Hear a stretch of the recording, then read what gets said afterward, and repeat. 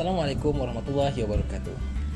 Seni merupakan satu manifestasi evolusi manusia dalam perkembangan budaya dan etnik. Seni juga sukar untuk ditaktifkan dalam satu takrifan asas kerana setiap tamadun mempunyai seniman dan berbeza cita rasa dan pandangan. Para seniman menjadikan seni sebagai medium untuk menyampaikan sama ada kepercayaan, idea, rasa atau perasaan dalam bentuk yang terbaik untuk saluran tersebut.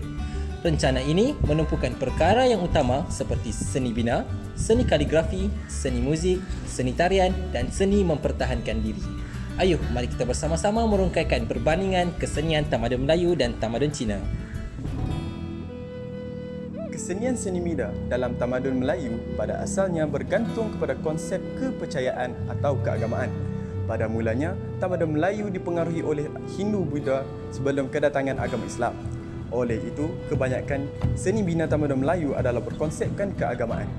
Seni bina tamadun Melayu mula mengalami perubahan kerana kedatangan pedagang dan berlakunya penjajahan di tanah Melayu. Kedatangan pedagang dan penjajah dapat memberi perubahan kepada seni bina tamadun Melayu berdasarkan elemen kesenian seni bina yang dibawa dari tempat asal mereka. Terdapat bukti kesenian seni bina tamadun Melayu yang dapat dilihat sehingga hari ini dengan wujudnya tapak bangunan peninggalan yang masih terpelihara dan menjadi tapak-tapak bersejarah. Bagi kesenian seni bina dalam tamadun Cina pula, ia berdasarkan kepada prinsip simetri dan seimbang. Tamadun Cina mempunyai reka bentuk seni bina yang agak berlainan dari tamadun yang lain. Salah satu seni bina yang telah dihasilkan ialah tembok besar Cina. Tembok ini dibina sejak zaman dinasti Chow dan telah diteruskan oleh dinasti berikutnya. Maharaja Shi Huangti telah mengukuhkan dan mencantumkan semua tembok tersebut menjadi satu tembok yang besar yang bersambungan di atas bukit dan lembah. Seni muzik dan seni tarian merupakan seni yang telah lama wujud di dalam masyarakat sosial di seantero dunia. Setiap tamadun mempunyai seni muzik dan seni tarian mereka yang tersendiri. Jadi, berikut adalah huraian bagi kesenian muzik dan tarian bagi tamadun Cina dan tamadun Melayu. Seni muzik.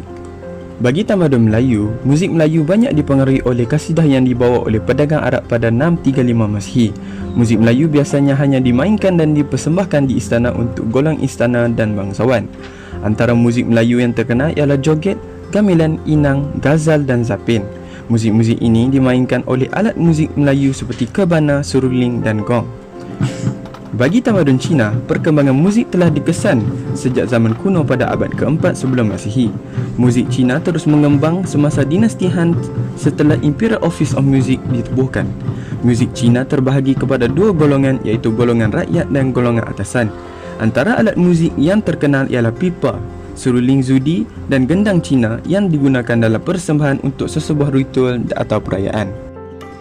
Seni tari. Bagi tamadun Melayu, terdapat banyak tarian yang menjadi simbolik kesenian tamadun Melayu.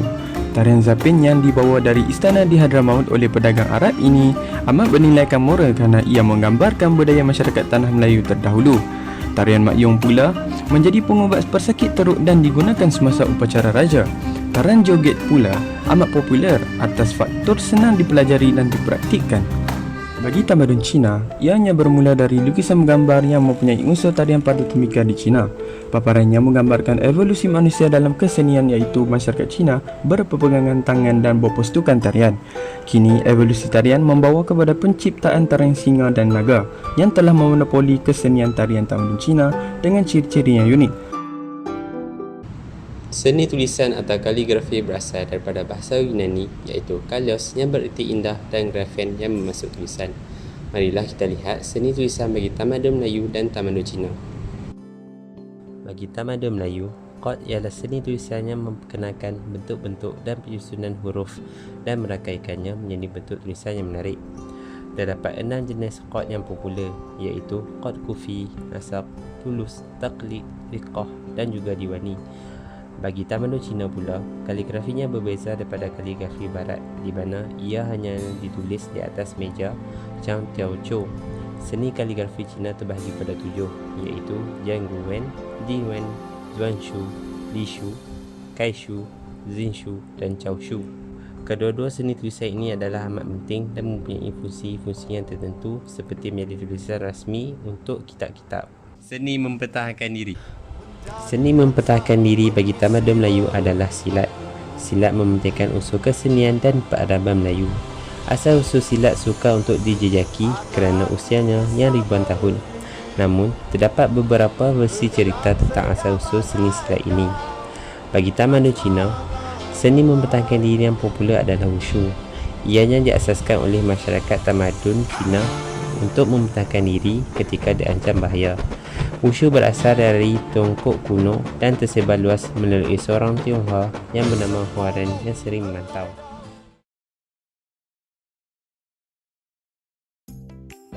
Pada pendapat saya, kesenian merupakan aspek utama sesebuah tamadun.